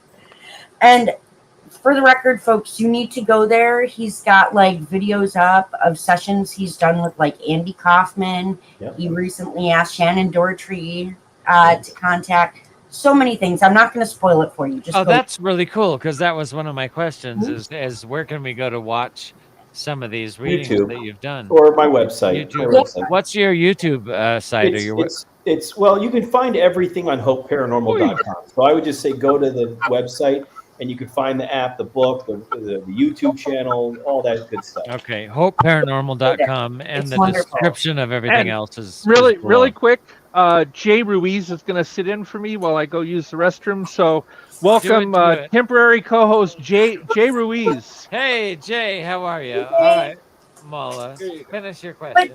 Okay, so my question has to do with the app. I've got it pulled up on my phone, like right here, right now. And so, like, I understand the reverb feature and turning it on and off. What I have a question about is the noise gate and how much that affects the recordings that you're doing. Yeah, the app is awesome, guys. You've got So to. the app when you open, I hate the StreamYard thing because it's always reversed. It looks good. That's a good spot. So you hit the middle button and it'll bring you to the app. So let's say we're going to talk, if you don't know who you're going to talk to, you can pick a mixed gender, which is a man and woman. That's right. Thing. It's got men and women voices. So we'll just kind of pick, let's see. I like the mixed gender one. I think that's great. Where is that? Hold on. You're almost there. No, hold on. Hold on. Okay. So I'll just pick that one. Okay. So I've picked the bank now. And then you want to, when you're ready, so the reverb is on, the little toggle switch is on for reverb. You can adjust the reverb, make it a little less, but know that you have to have reverb in order for it to work. So I wouldn't lower that too much. You would want to hit record when you're ready, and you want to ask a question, and you want to say, testing, is anyone here? Would anyone like to say hello? Yeah, so what does... You hear that? What happened now? Wow. That was... Wow. It said, yeah, so something. It said something. It sounded like it. It I said, won't yeah, know until so I go what's back and I listen. I think I it have to sounded go like, back. yeah, so what's the, I don't know what So she after said. you get that sound coming out, you hit stop record and you can go to your recording tab and you'll have all your recordings right here. Oh, cool. And you can play them and you can send them to people and all that good stuff. So you go back to your box. How and long can you record for? Like a minute, I think. Okay. I would only ask one question per recording. Keep it simple. But the length of time that you want to open this gate is really maybe this long. I'll show you. And what exactly does the noise gate do? What does it do? Yeah.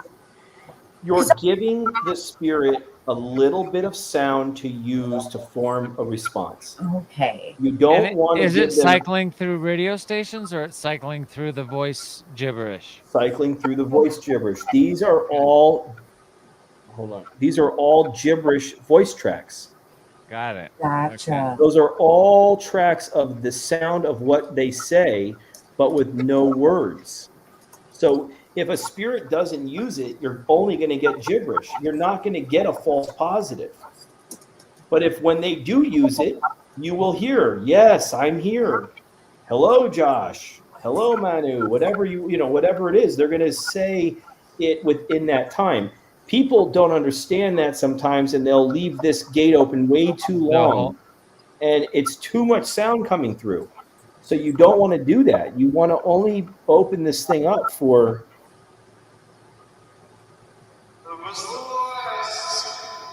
Now that might have been something that might have not. I'm not connecting, so most likely probably isn't anything, but that's what you want to do. Cool. And then when you do sessions for people, are you using the box and are you a medium yourself? And are you doing a combination of the two?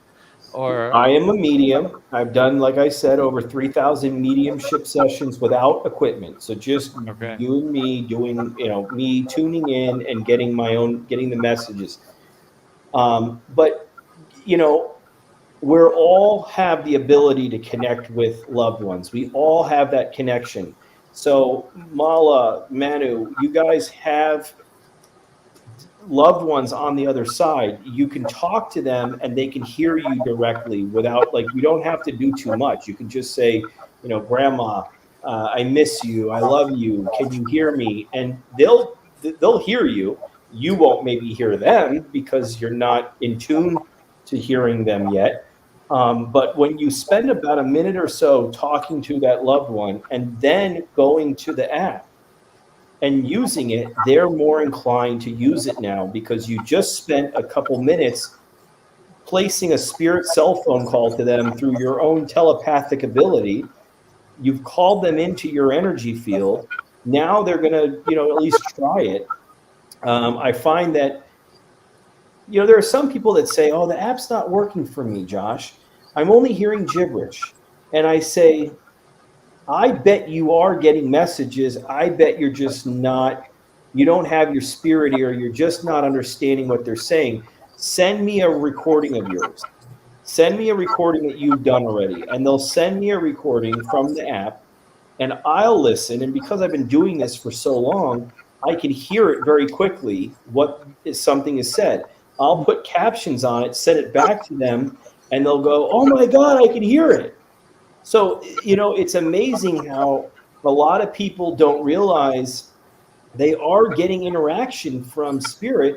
They're just not in tune to it yet. They're not in tune to hearing that type of, you know, but you heard something just in the first time I opened it. You heard a yes or something. So, you know, I would assume also that if you're talking to spirit or if you're talking to a specific spirit and you're using a new tech, that it might take a matter of time for both sides to get in touch. It you know, it takes time for them.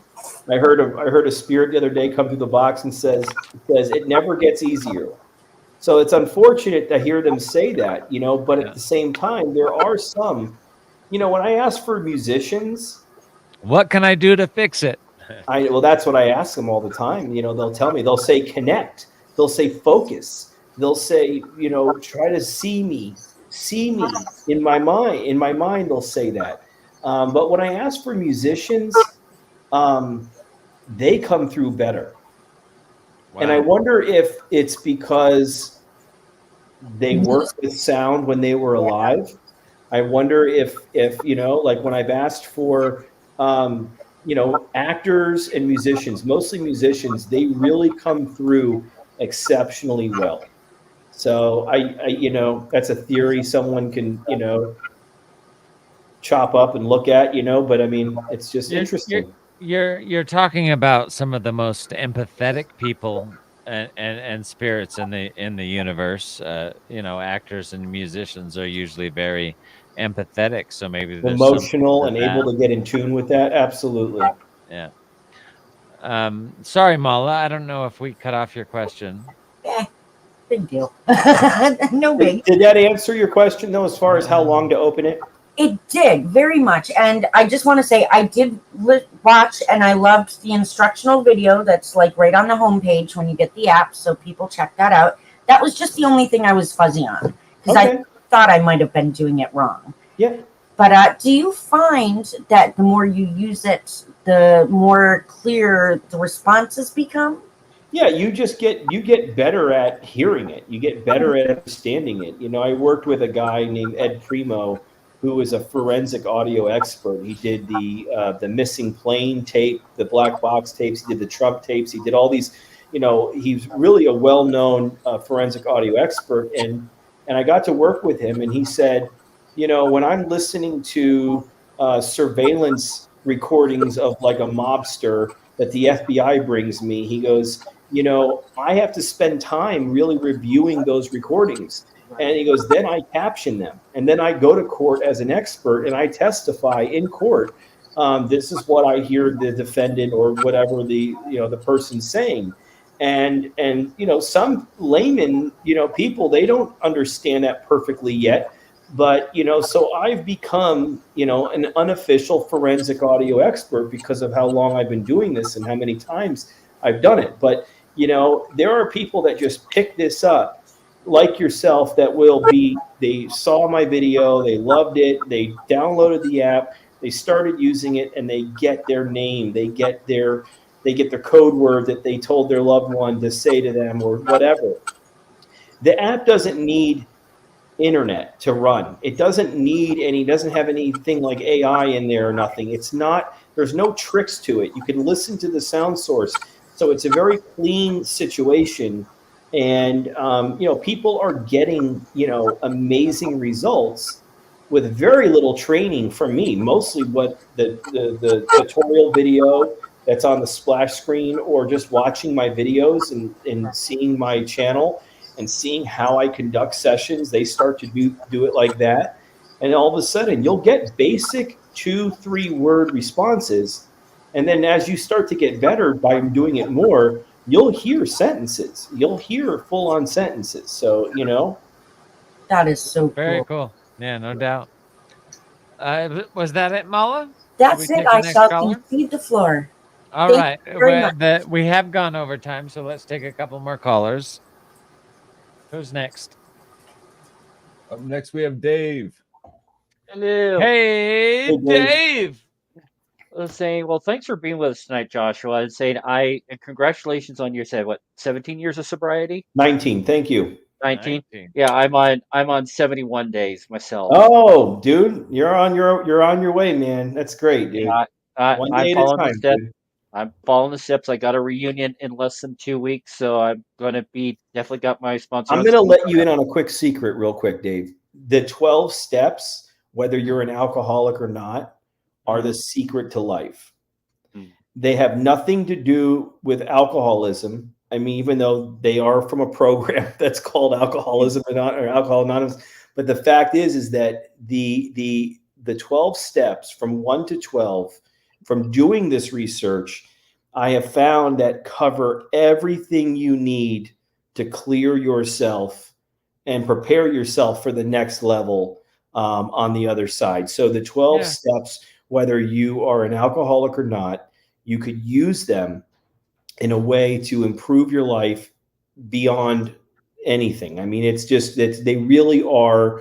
You don't have to be, like I said, an alcoholic or feel like, oh, I have a problem with alcohol or anything like that, or drugs. You don't even have to be an addict to work. You do not. You do not. You do not. You do not. That is correct. Yeah, but I mean, they're I a got beautiful thing to actually force yourself You got through. the 12 and 12 in the big book, and those two things are the Yep. big deal, man. That's great. Yeah. Oh yeah, and I'm already highlighting and writing stuff in it, so I'm going full board with it. I'm Cool, proud of man. you, brother. Yeah, I'm proud of you. Thank you. Do you have a deep divine question for What does HOPE Joshua? stand for? Oh, So that's a good Hope one. started as being helpers of paranormal entities, because I was doing a lot of work praying for these souls that I was communicating with.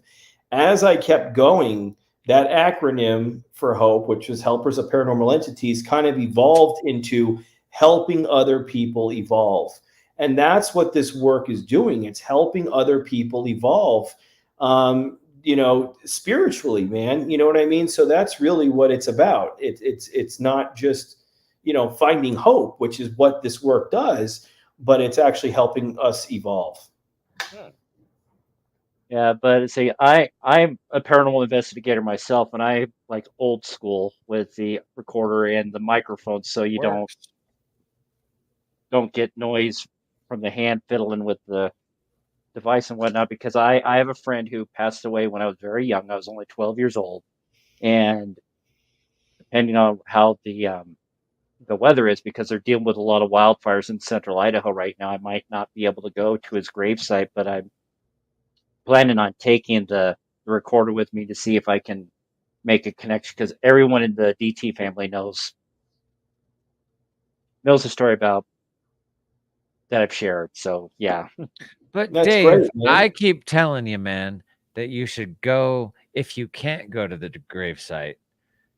All the paranormal stuff I've done, I've never gotten any response at grave sites. I think you should go to somewhere that was important to you and him in life I'm going to be honest with you. That is a very good suggestion, but I'm going to be very honest. The majority of the sessions I do are from my own home. So the fact is, there really is no separation when it comes to, yeah, it's cool. I do a lot of on-site locations. Like I do live events. I'll go to abandoned places and I'll take a group through, crazy places and stuff. But the fact is that I could reach anyone I want right here from my little office in my home in South Florida. I don't have to be, at Marilyn's house to get Marilyn, or to be, to go to Michael Jackson, whatever. It doesn't matter. I don't have to be anywhere. I don't have to go to their grave site. You can do it if you. I have a meditation. Yeah, your buddy certainly isn't trapped at his gravestone, right? Yeah, for sure. So if you wanted to, I would say, download my app. I don't know if you have iOS or whatever, but I got an Android, unfortunately. Eventually I'll have an update for Android. I will have an update for that, and we're working on it now. But you can reach your loved one wherever.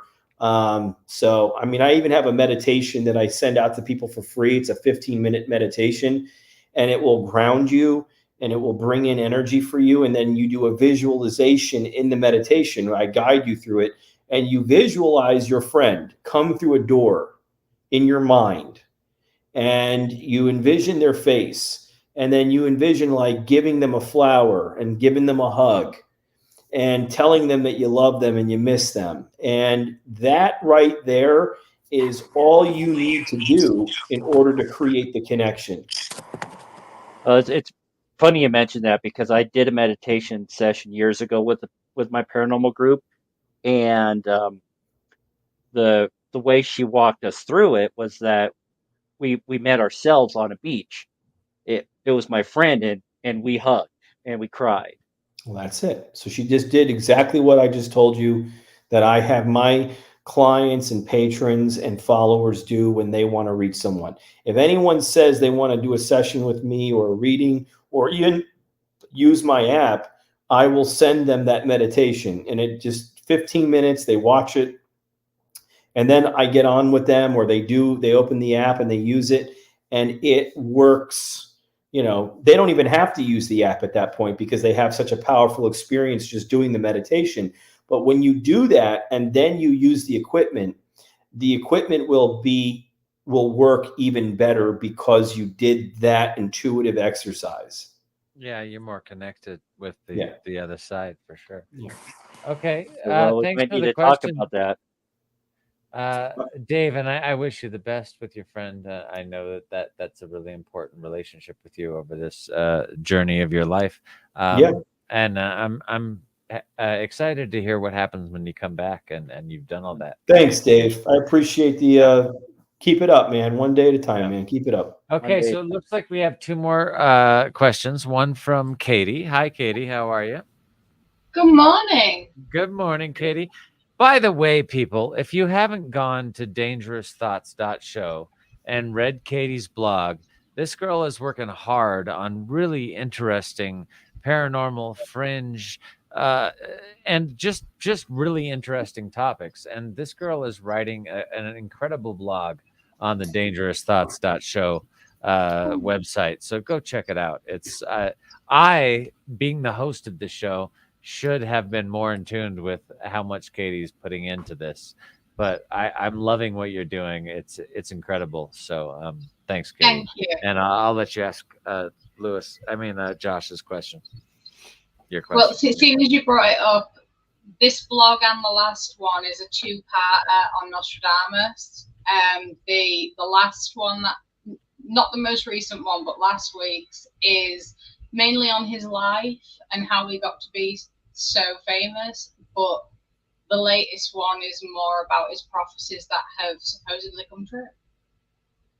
I have a cool story about Nostradamus that I heard the other day about, Dolores Cannon, who was an amazing teacher and intuitive herself. And I reached out to her through my box, and I got wonderful messages when asking for her. But she tells the story about how she brought someone through. She devised a type of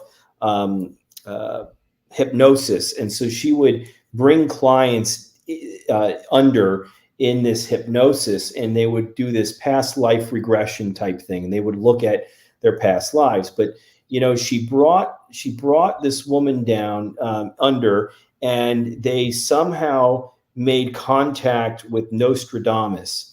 And what was interesting about this was this: when they reached Nostradamus, he said, "You're not reaching me in the afterlife. You're reaching me while I'm still alive." And that was really wild, because they say that the past, the present, and the future all happen at once. It's kind of like this, that time is relative. Einstein talks about it, and that it all exists in the same, at the same time. And that's the Native Americans are walking past me right now on this great land in Colorado. I just am not in that dimension. Very non-linear existence. But he said, he goes, "You are reaching me right now while I'm still alive. I'm not dead." Really cool. So they went back in time, in a sense, to when he was still alive, and was able to effectively communicate with him from the future. And a lot of his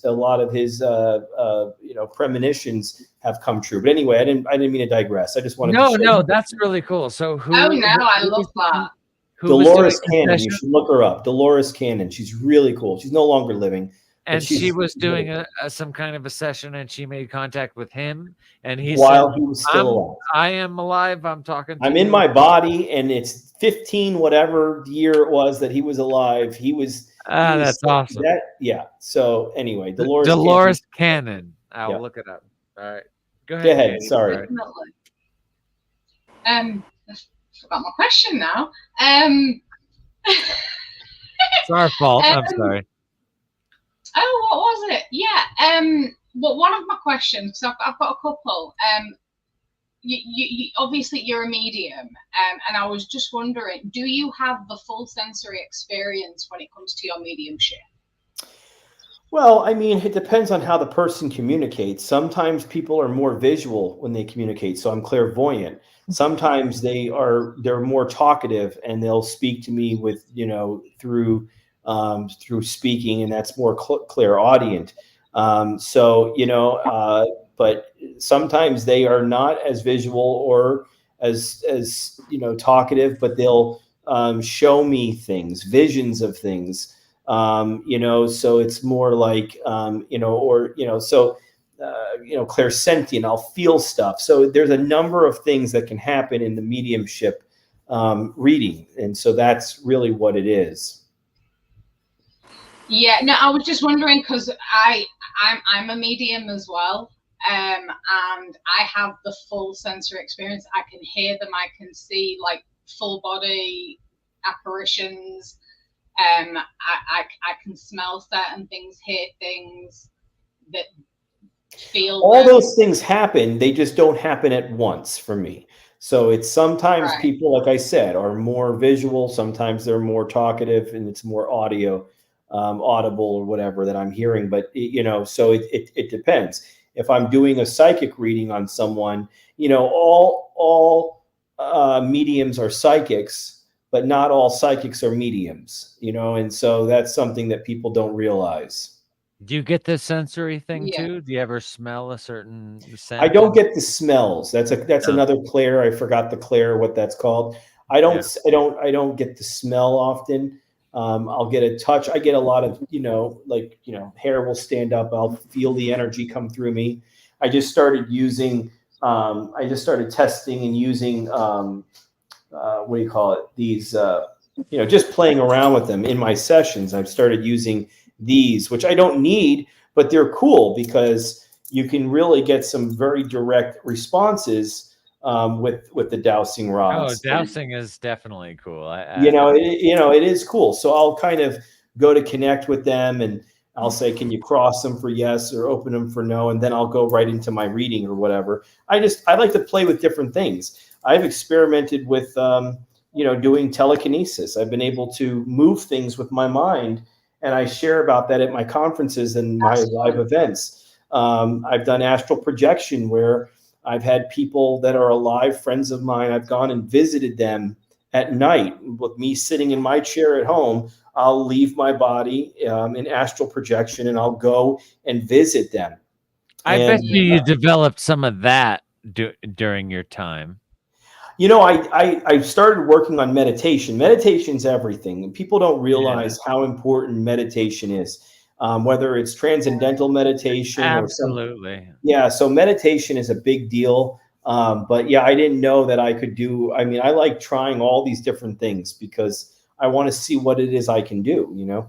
Meditation is something that literally every human being should attempt, because it, especially if you do it on a regular and you start getting good at it, you can really tune in to so much through meditation. Yeah, absolutely.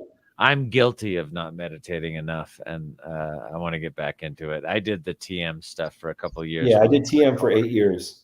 Awesome. Now I do Kriya. Now I do Kriya yoga, which is from Paramahansa Yogananda, the self-realization. Yeah, I read that book when I was a kid, man. That's an important book. Yeah, him and his teacher were amazing people. Swami Sri Yaksawar, yes. Yeah. So, Katie, I'm sorry. Did we cut you off, dude, or did you have another question? No, I do have two more things. The first one is your aura is very green at the moment, which indicates that you are going through some form of transformation or big development. So, extra protections around you. Oh, good. I need it. That's great. For that development. But What's also, mine? I'm really worried that I'm dying, Katie. I think I'm dying. Am I dying? No, you're not dying, but your aura does have mixed dark colors in it, which does indicate that you are going through a period of a bit of self-doubt, maybe. And Yeah, I feel middle-aged and like cancer is going to get me. I keep thinking. Oh, don't think that. That's cool though, Katie, that you saw the green aura. That's interesting. Yeah, his is green, mine's dark and ugly. Yeah, great. No, I said you have dark patches in your aura. You've got quite a beautiful aura, man. Thank you. That's good. That makes me feel better. But no, my final thing is, what is one of the weirdest experiences you've had during your mediumship? Let's see. Oh my God, I'd have to think about that for a second. Let me just see if anything comes to mind. You know, I was doing a reading. I was doing a session, reaching out to a missing girl, and I saw Christ come in, and he was talking to the missing girl, and he was telling her, Josh, you're gonna, he was telling her, not me. He was saying, to her, you're going to be working with Josh for some time. And I thought that was very strange. And I kind of was like doubting it. And then, I ended up doing amazing sessions with her for many months. I still connect with her. I didn't realize, so Christ is really doing for me some really amazing things that, and again, in a non-religious way, nothing to do with religion. But Christ is very real, and whether we have the full story on, how he was when he was alive and all of the misconceptions and things. So, that's my big thing, my big connection. And so amazing connections with people's loved ones, amazing sessions that I've just been blown away by. You will see these balls of light when I do my videos. You will see these big balls of light shooting out of my head. They'll just go straight up out of my head and they'll fly into me. I have this patch of white hair, and it started with just a couple of white hairs. And over the course of time, you would see these balls of light just constantly coming in and out of this patch of white hair. And now it's gotten bigger. And I think that's pretty amazing that you can see this something visual has happened by connecting with spirit. I think it's pretty remarkable. That's cool. Can people see these videos on HopeParanormal.com? Oh yeah. In a lot of my videos, you will see these balls of light just slowly drop in, or sometimes they will just go fly up out of my hair, out of my head. They'll enter me when I'm communicating, or they'll leave when I'm done. So there's a lot of real visual phenomenon that's happening during my sessions. Also at youtube.com at Joshua Lewis Medium. That's my smaller channel where I'm reaching people's loved ones and I'm doing interviews on there. That's my other channel. Yeah. So easier to look at the hopeparanormal.com stuff? It is. And my other channel's listed on Either that or. page too. Yeah. Okay, cool. All right. So I think we have Zach and Thank you. someone else came on, but we're getting really overtime now. But what's up, Yeah. Zach? How are you doing? What up? What up? What's Hey, Zach. up? Since Chris isn't here. So, first off, Josh. Little what up for Chris. So, 19 years. That's spectacular. Thanks, man.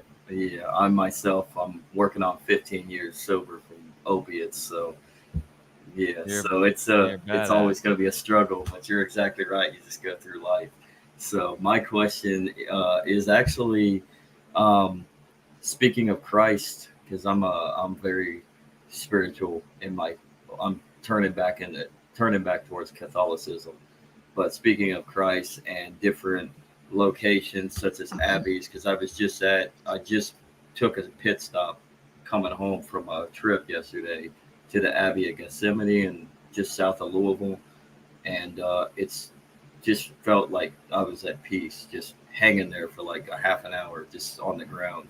So I guess my question is it why is that, or why is it that it seems like religious areas are where there's significant energies that might pull you into like a peaceful frame of mind?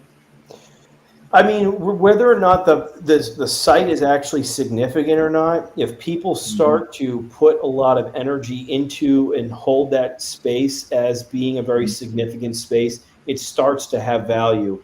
Some people have said, well, superstition is not real, right? Like throwing salt over your shoulder or whatever if you spill it or something. That act doesn't really do anything. It's the belief in it. And so if people start putting a lot of belief into a site, then that site starts to actually hold great significance with energy. So, belief is everything. Now, to a scientist and stuff, they'll say, like, we can't quantify belief or faith. We want to study this. We want to know what is really happening here. But, when you have belief, you're taking a leap of faith, and there really is something to that. So Christ says in the Lost Gospels of St. Thomas, found by where the Dead Sea Scrolls were, and it's even quoted in the movie Stigmata, which is a great movie. But he says, Great movie. break a twig, I am there. Lift a stone, I'm underneath it. And what Christ is talking about is that everywhere is a church. Anywhere you can worship Him, and so that is what's important, and that's amazing. And so you don't have to be in Sunday in the pews in order to make a connection. You don't need the priest to be there in order for there to be some go-between you and your higher power.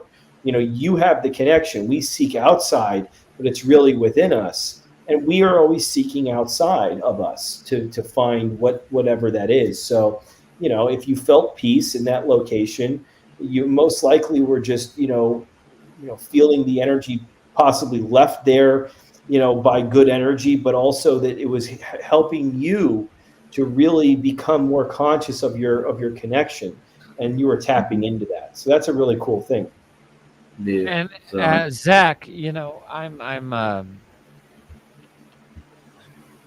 all I want to say is that I don't mean to be negative in any way, shape, or form to Christianity, because I think it's a beautiful religion if it's practiced right. But I have a real problem with Catholicism in the sense that of what Joshua just said about, I don't think you need a priest to go to your higher power, to God, to Jesus. You don't. I don't think you need a go-between. I think that's in your heart, that's in your mind, that's in your soul. And that's the only thing about Catholicism that really bums me out, is this idea that we need to go see a priest to talk to. Well, I mean, listen, God. I mean, you brought up the political stuff earlier, and I'm not going to get into that, but I mean, I know what side I'm on as well as what you were talking about, and I do hope that we see, the positivity stay in helping us as far as anything that's The teachings of Jesus: turn the other cheek, empathy, love. that's love what we need to neighbor. care about. Yeah. The church aspect and the neo-Christian and all this other crap, it sucks. It hurts. It hurts. I think Christ would say, "This is not me, man. This is not what what I was I'm." talking about. What? I don't want immigrants around. I think gays are going to hell. No, Christ would not say this. I'm sorry.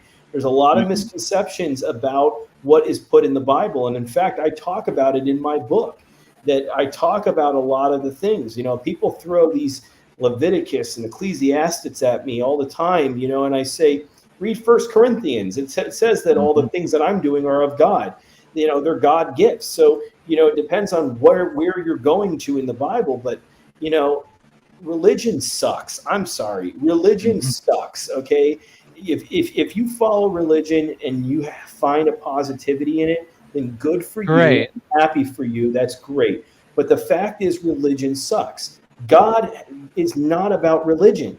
He's about you, loving you. All love, all compassion, non-judgment. People are like, God's going to judge you. No, you're going to judge yourself. That's what's going to happen. You're going to have to come to terms with yourself.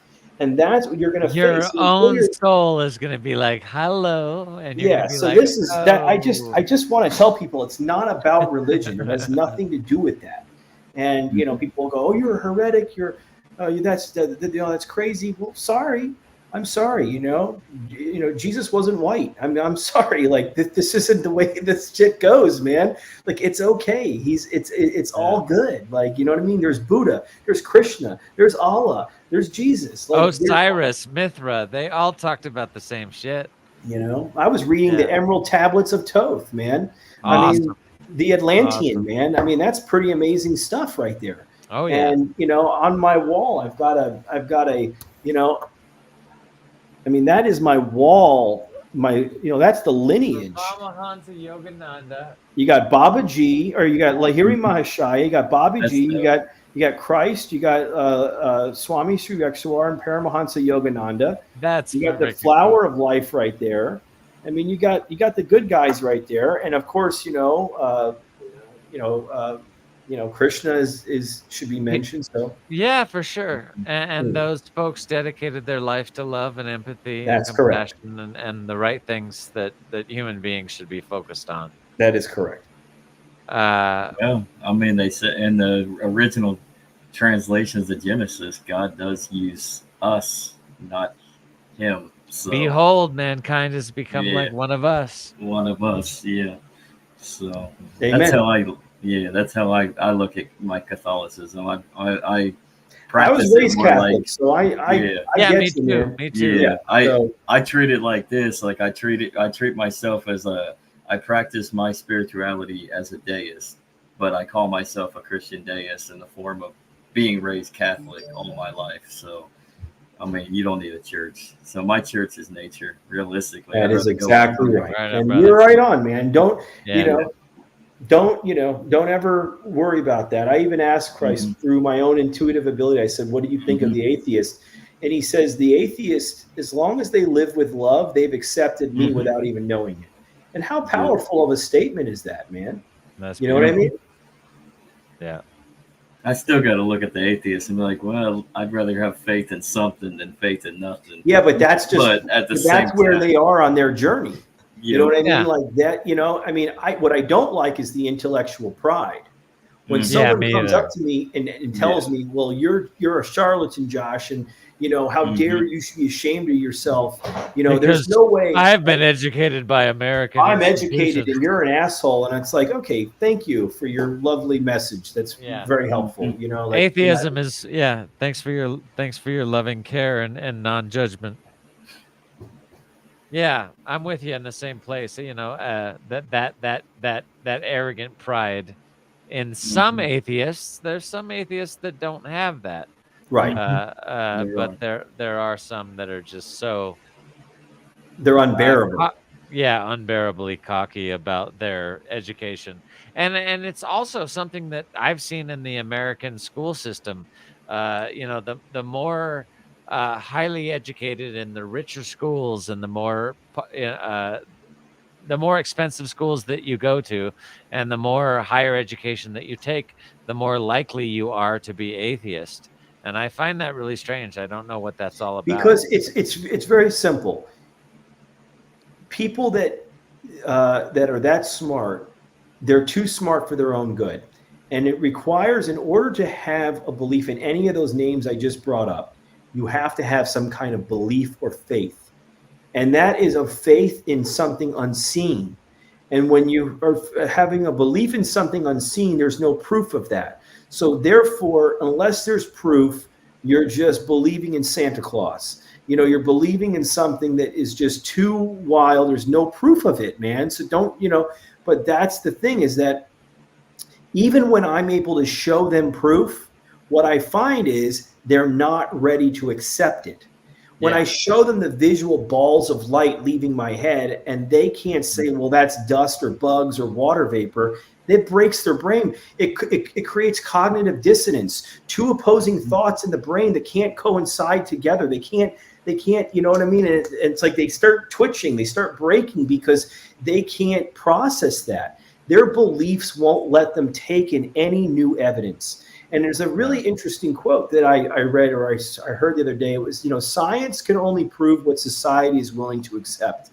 That's pretty screwed up, man. I mean, you're telling me that I can't, through the scientific means, prove the existence of an afterlife through consciousness can go on, and some of the recordings and the visual things that I've done, because society's not ready to accept it. I mean, they're just not ready to accept this. This is ahead of its time. And one day this will become common knowledge. What I'm sharing on my channel for the last 12 years, it will be common knowledge, but I'll be probably gone before then. You know what I mean? It would be awesome. I'm just hoping that there's some day where we reach a common place as humankind, to stop arguing over God's name and all the rest of it.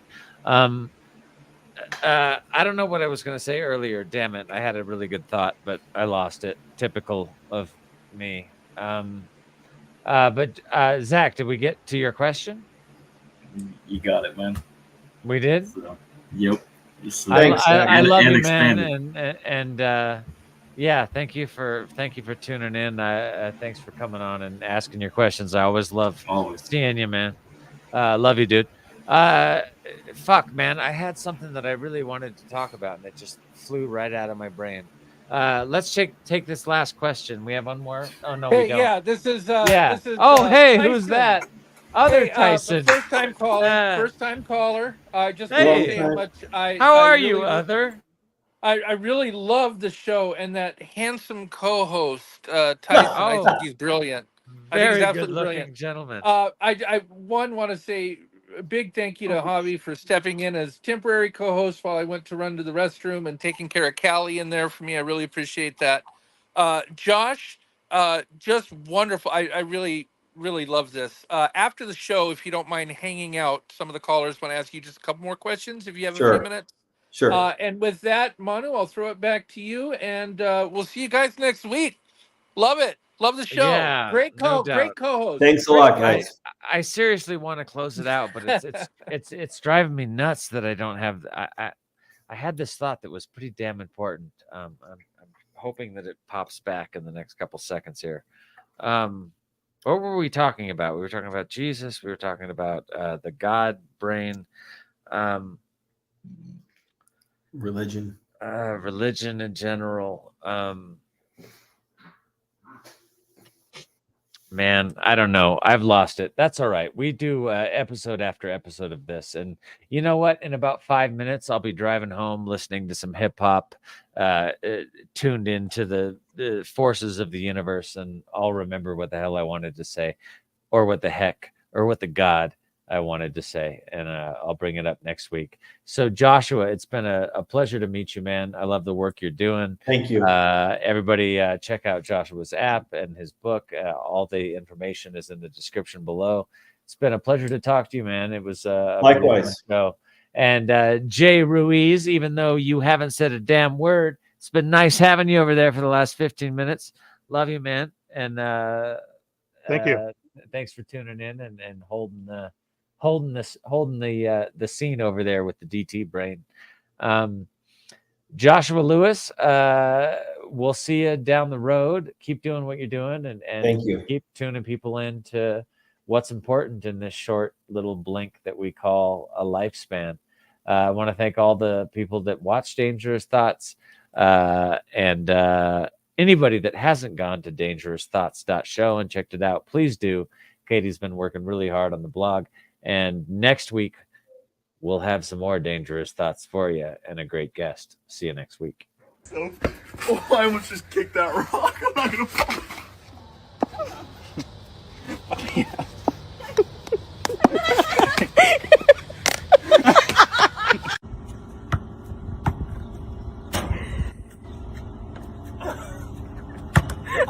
So, I almost just kicked that rock. I'm not gonna fall.